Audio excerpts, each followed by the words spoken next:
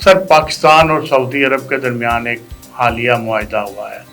बहुत से माहिरीन जो हैं वो कह रहे हैं कि इससे पाकिस्तान की और खित्ते की किस्मत बदल जाएगी। तकरीबन हमारे 20 लाख से ज़्यादा लोग इस वक्त सऊदी अरब में हैं और जो हमारी फॉरेन रेमिटेंस भी इस दफ़ा बहुत ज़्यादा हुई है, उसमें एक ये वजह भी है कि हमारे पाकिस्तानी बाहर गए हैं, उन्होंने काम किया है और उन ममालिक से पैसा भेजा है कि अगर कोई पाकिस्तान पे या कोई सऊदी अरब पे हमला करता है तो वो तसव्वुर किया जाएगा कि दूसरे मुल्क के ऊपर भी है। अपनी इंटेलिजेंस जो है उसको भी शेयर करेंगे, दहशत गर्दी के लिए भी दोनों ममालिक काम करेंगे, दोनों ममालिक डिफेंस में भी काम करेंगे। खुदारा जो आज आपके सामने है कि लोग इस मुल्क से डॉलर्स बाहर लेके जा रहे हैं, रुपया बाहर लेके जा रहे हैं, खुद बाहर जा रहे हैं, रोकें। इस सवाल का जवाब लेना बहुत ज़रूरी है कि क्यों लोग इस मुल्क से जा रहे हैं, क्यों इस मुल्क में इन्वेस्टमेंट नहीं करना चाहते। बिस्मिल्लाहिर्रहमानिर्रहीम। अस्सलाम वालेकुम नाज़रीन, मैं हूँ हुमायूं सलीम 89 न्यूज़ के साथ। मेरे साथ मौजूद हैं इस वक्त माहिर इकोनॉमिस्ट और साबिक़ सदर चैम्बर ऑफ कॉमर्स लाहौर के, जो बहुत गहरी नज़र रखते हैं मौजूदा हालात पर और माजी की कोताहियों पर भी और मुस्तकबिल की अच्छी खबर भी दे सकते हैं। आज हम उनसे गुफ्तगू करेंगे। अस्सलाम वालेकुम सर। वालेकुम अस्सलाम। कैसे हैं सर आप? जी अल्हम्दुलिल्लाह। सर, पाकिस्तान और सऊदी अरब के दरमियान एक हालिया मुआहदा हुआ है। बहुत से माहिरीन जो हैं वो कह रहे हैं कि इससे पाकिस्तान की और खित्ते की किस्मत बदल जाएगी। ये क्या है, क्या वाकई ऐसा है? देखें, पहली बात तो ये है कि किस्मत बदलेगी या नहीं बदलेगी ये तो मुस्तकबिल की बात है, लेकिन जो हाल में वाक़या हुआ है वो बहुत अच्छा है। पाकिस्तान और सऊदी अरब के जो ताल्लुकात हैं और जितना मुक़द्दस मकाम है मक्का और मदीना मुसलमानों के लिए और पाकिस्तानियों के लिए, वो कोई ढकी छुपी बात नहीं है। इसमें भी कोई दो राय नहीं है कि हमारी जो इंपोर्ट्स हैं सऊदी अरब से वो तकरीबन 5 से 6 बिलियन डॉलर की हैं और वो तेल ज़्यादा है। अच्छा। हर तरह से सऊदी अरब ने, हर मुश्किल वक्त में सऊदी अरब ने हमारा साथ दिया है। तकरीबन हमारे 20 लाख से ज़्यादा लोग इस वक्त सऊदी अरब में हैं और जो हमारी फॉरेन रेमिटेंस भी इस दफ़ा बहुत ज़्यादा हुई है, उसमें एक ये वजह भी है कि हमारे पाकिस्तानी बाहर गए हैं, उन्होंने काम किया है और उन ममालिक से पैसा भेजा है।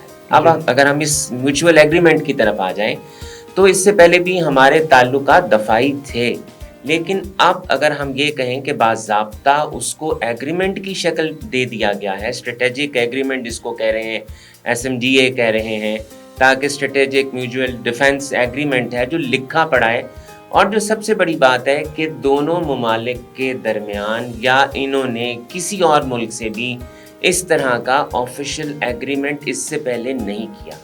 दूसरे ममालिक के तो हैं, नेटो है, जो वो जो एक मुल्क पे अगर हमला किया जाए तो वो समझते हैं कि हमने मुश्तरका कार्रवाई करनी है। तो इस एग्रीमेंट से जो सबसे बड़ी बात होगी कि अगर कोई पाकिस्तान पे या कोई सऊदी अरब पे हमला करता है तो वो तसव्वुर किया जाएगा कि दूसरे मुल्क के ऊपर भी है।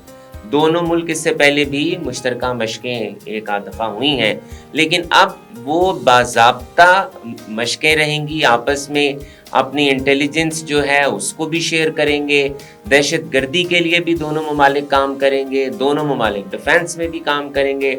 और इसमें जो बहुत बड़ी बात है कि पाकिस्तान सबको पता है वाहिद इस्लामिक एटॉमिक पावर है।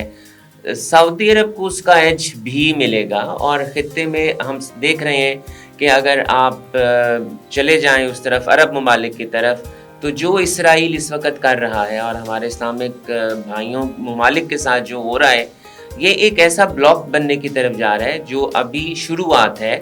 अगर हम इसको एक अच्छी डायरेक्शन में लेके चलें तो ये आने वाले दिनों में हमारी इस्लामिक पावर, अगर हम ये कहें कि एक ऐसा ब्लॉक जो इस्लामिक पावर के लिए बनेगा, तो इसमें कोई दो राय नहीं होंगी।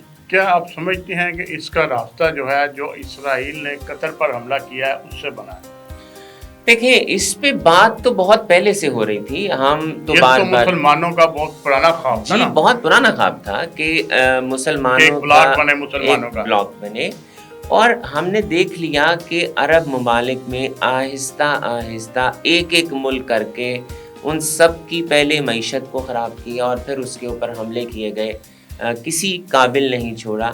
تو یہ اس وقت میں سمجھتا ہوں کہ this is the need of the hour. اور ہم جب بھی جس ملک کے اوپر، جس اسلامی ملک کے اوپر حملہ ہوتا ہے تو تمام اسلامک ملک کے جو لوگ ہیں وہ یہی کہتے ہیں کہ مسلم امہ کو اٹھنا چاہیے، انہیں بلاک بنانا چاہیے، اکٹھے ہو کر اس کا جواب دینا چاہیے. تو یہ چاہے قطر کی طرف سے آپ دیکھ لیں، یا آپ فلسطین کی طرف سے دیکھ لیں، یا باقی ممالک کی طرف سے دیکھ لیں. دیکھیں عراق کا حال بھی آپ کے سامنے ہے، تمام ممالک کے حال ہمارے سامنے ہیں جو اسلامک ہیں.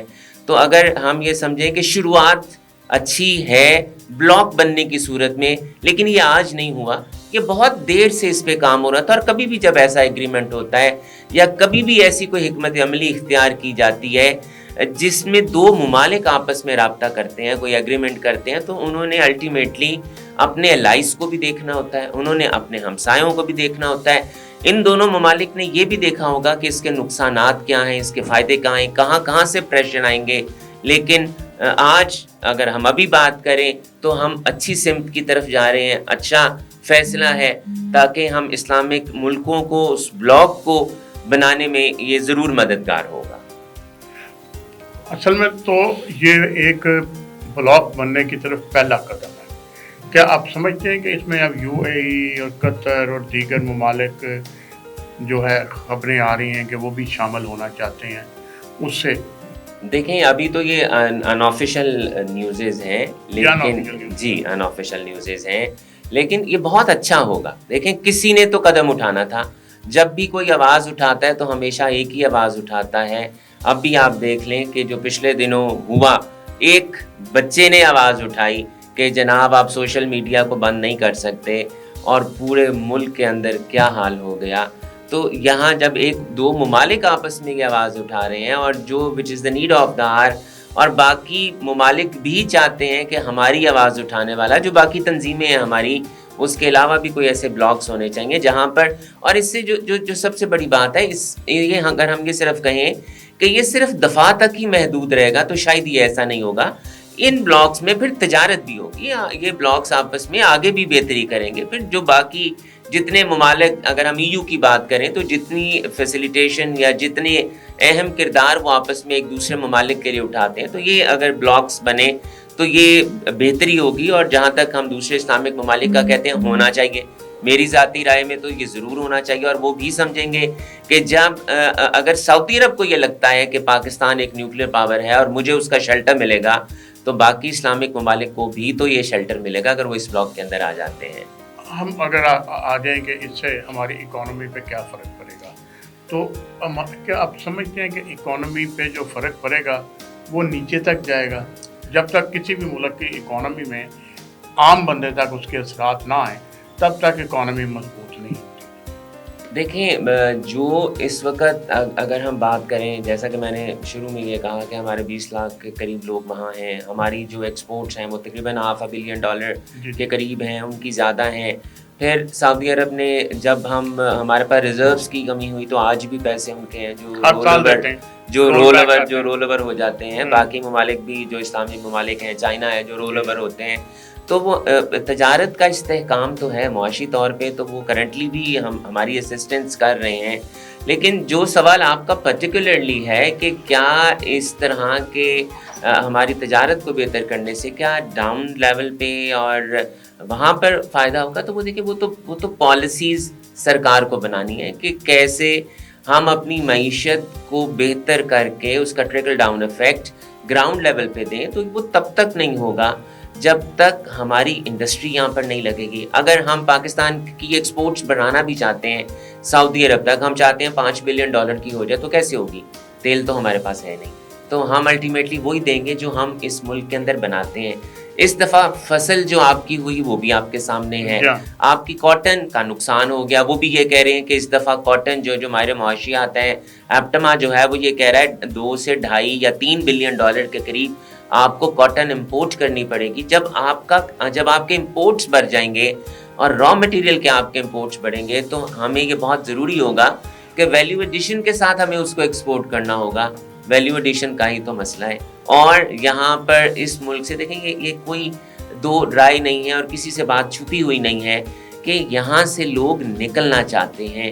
यहाँ से लोग सरमाया लेके जाना चाहते हैं। तो सर वो इसलिए क्यों निकलना चाहते हैं? देखें ना, हर बंदा निकलना चाह रहा है, उसकी वजह एक ये भी कि आप एक छोटा सा कारोबार खोलते हैं, 10 महकमे आपको आगे पड़ जाते हैं।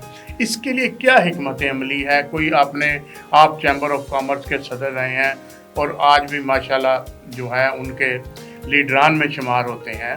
तो असल में लोग तो आप हैं ना जिन्होंने ये हुकूमत तक पहुंचाना है। कि आपने अपने दौर में ये बात पहुंचाई या मौजूदा दौर में किसी ने पहुंचाई ये बात? देखें, हमारा एक नारा होता था ईज़ ऑफ डूइंग बिजनेस का। मैं ज़रूर प्राइम मिनिस्टर साहब के मुंह से सुनता हूँ ईज़ ऑफ डूइंग बिजनेस भी, अपने डिप्टी प्राइम मिनिस्टर के भी मुंह से सुनता हूँ, फाइनेंस मिनिस्टर साहब के मुंह से भी सुनता हूँ, लेकिन शायद वो ग्राउंड लेवल पे वो ईज़ ऑफ डूइंग बिजनेस नहीं है। यहाँ पर जो कारोबार करता है उसके लिए परेशानियाँ हैं, उसके लिए मुश्किलात हैं। हम जब तक उनके मसाइल को, ग्राउंड रियलिटीज़ को देखते हुए हल नहीं करेंगे, अगर हम ये कहें, मैं छोटी सी मिसाल देता हूँ कि रिटेलर्स टैक्स नेट के अंदर नहीं आते, तो क्या हमने तमाम रिटेलर्स को फांसी दे देनी है? हमने ये हल निकालना है कि हम क्या रिटेलर्स को दें कि रिटेलर्स हमारी बात मान लें और वो टैक्स नेट के अंदर आ जाएं। जब कोई शख्स या रिटेलर टैक्स नेट के अंदर आता है, आप उसके लिए मुश्किलात खड़ी कर देते हैं। तो जब तक हम वो मुश्किलात दूर नहीं करेंगे तब तक लोग टैक्स नेट के अंदर नहीं आएंगे। और दूसरी बात, अब सब कुछ इतना इंटीग्रेटेड हो गया है और इतना ऑनलाइन है और हुकूमत के इल्म में है कि जब तक आपके पास कैपिटल नहीं होगा तब तक आप कोई काम नहीं कर सकते। ठीक है, मैं मानता हूँ इस बात को कि पाकिस्तानियों ने कैपिटल नहीं बाइट कर सके because of the policies of the previous governments. तो खुदारा जो आज आपके सामने है कि लोग इस मुल्क से डॉलर्स बाहर लेके जा रहे हैं, रुपया बाहर लेके जा रहे हैं, खुद बाहर जा रहे हैं, रोकें। इस सवाल का जवाब लेना बहुत ज़रूरी है कि क्यों लोग इस मुल्क से जा रहे हैं, क्यों इस मुल्क में इन्वेस्टमेंट नहीं करना चाहते, क्यों इस मुल्क को छोड़ के जाना चाहते हैं। हमारे साथ बैठें, हम हल बताएंगे। हम बताते हैं टैक्स बेस कैसे बढ़ेगा, हम बताते हैं कि मराहत देनी होगी आपको, पहले आपको आसानियाँ देनी होगी। जो पीछे हो गया।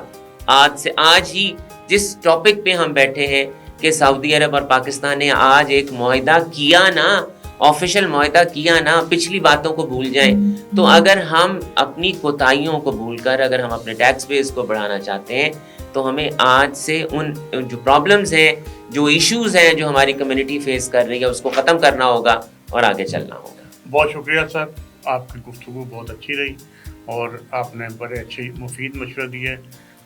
कुछ नहीं कह सकते इन पर अमल होगा कि नहीं होगा, बहरहाल हमारा काम यही है। बहुत शुक्रिया।